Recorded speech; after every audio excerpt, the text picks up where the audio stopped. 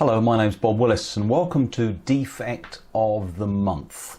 Every month I try and provide an example of a particular defect and hopefully some solutions. And I've made over 100 different defect videos over the years, so hopefully one will solve one of your problems. Remember that if you like this video content, please subscribe to the channel. If you like this individual video, then just like it. And of course, please share it with some of your other engineering colleagues within your company.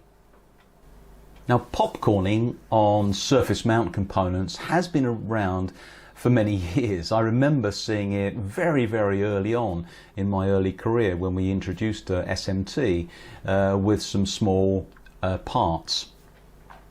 So if moisture gets inside a component, it can expand as a gas and try to escape.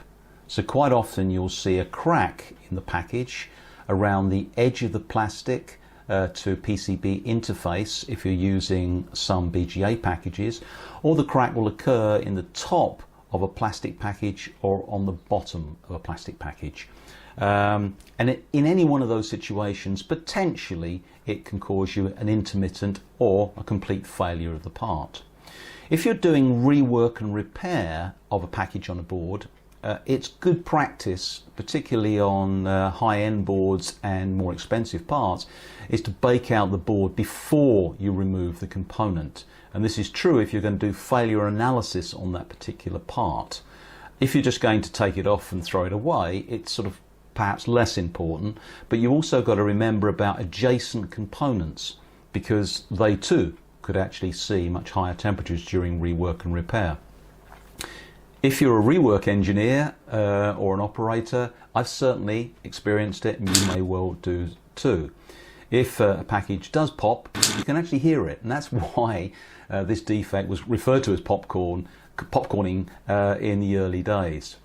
As I said, you can generally see the cracks top and bottom of a part like a plastic part, and just at the interface on the plastic moulding on BGAs. In worst case situations, you might see it on the top of the plastic. It can be due, as I said, to the moisture, but also to excessive temperatures. So if you're reworking or reflowing at higher than normal temperatures, perhaps the package becomes more susceptible to cracking. It is possible to do failure analysis on these parts using SEM, scanning electron microscopy. And this is a technique so you can look inside and see where the cracking is occurring without destroying the part. And of course you can do microsectioning and other methods.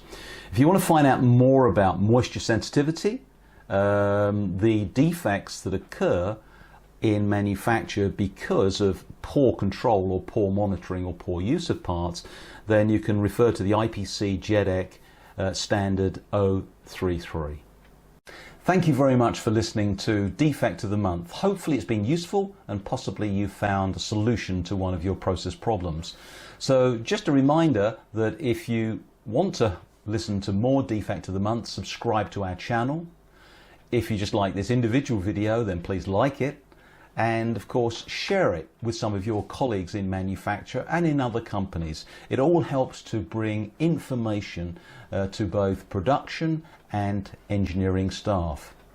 If this short introduction to this particular problem was of interest to you, then of course we can hopefully provide you a solution to aid you eliminate more process defects within the future. Finally, if you've got a defect and you'd like it covered in a future Defect of the Month, then let us know. Thank you very much.